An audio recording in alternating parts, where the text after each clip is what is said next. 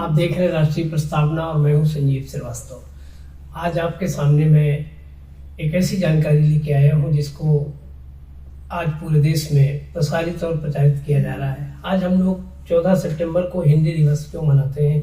हर व्यक्ति के अंदर एक जिज्ञासा है। पढ़े लिखे लोग इस बात को जानना चाहते हैं और बताना भी चाहते हैं अपने आने वाली पीढ़ी को, अपने अध्ययनरत छात्रों को, अपने समाज की उस पीढ़ी को जो भारतीय व्यवस्था को समझे। इस रूप में 14 सितंबर को हम हिंदी दिवस इसलिए मनाते हैं कि सन 1949 को हमारी संविधान सभा ने हिंदी को राष्ट्रभाषा का दर्जा दिलाए जाने का कार्य किया था। उसी दिन से हम लोग प्रत्येक वर्ष 14 सितंबर को हिंदी दिवस के रूप में मनाते हैं। जहाँ तक हिंदी की बात है तो हमें गर्व है कि हम हिंदुस्तानी हैं, हिंदू हैं, हिंदुस्तान में पैदा हुए हैं, हमारा जन्म हिंदुस्तान में हुआ है। तो जाहिर सी बात है कि जिस देश में हम पैदा हुए हैं वहाँ की भाषा हमारी भाषा होनी चाहिए। हमारी मातृभाषा हिंदी है, हमें अपने हिंदी भाषा पे गर्व है।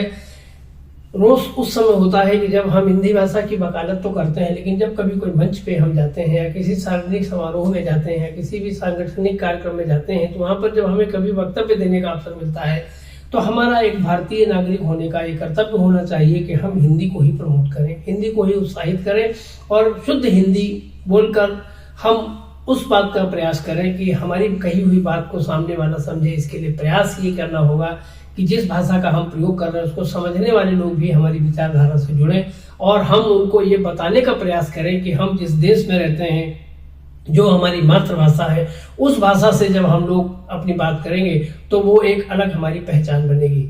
वैसे आज के समय में हमारे देश में जो भारत सरकार, उत्तर प्रदेश सरकार और भी विभिन्न सामाजिक संगठन, सांस्कृतिक संगठन है, विद्यालय है, शिक्षा विभाग है, तमाम सारे विभागों में हिंदी दिवस को बड़े ही भव्यता के साथ इसलिए मनाया जाता है कि उससे उत्साहवर्धन हो और लोग इसके महत्व को जान सकें। इतना ही नहीं, आज हिंदी विश्व पटल पे अपना एक अलग स्थान बना रही है। चाहे साहित्य जगत हो, चाहे भाषा का जगत हो, चाहे वो शिक्षा का क्षेत्र हो, चाहे वो कानून का क्षेत्र हो। माननीय न्यायालयों में भी हिंदी को बहुत ज्यादा प्रमोट किया जाता है। यहाँ तक कि वरिष्ठ माननीय न्यायाधीशों को द्वारा भी हिंदी दिवस को बहुत प्रमोट किया जाता है और न्यायालयों में भी इस बात को प्रमोशन दिया जाता है कि ज्यादा से ज्यादा कार्य हिंदी में हो। लेकिन ये व्यवहारिक स्वरूप तब समझ में आएगा जब हम पूरी तरीके से अपनी भाषा को अंगीकार करके और गर्व से कहेंगे कि हम हिंदुस्तानी हैं और हमें हिंदी बोलने में कोई संकोच नहीं है। कभी कभी देखने में आता है कि जो लोग हिंदी भाषा को मंच पे जाकर के बहुत प्रमोट करते हैं, व्यवहारिक जगत में वो हिंदी से उतना ताल्लुक नहीं रहते हैं।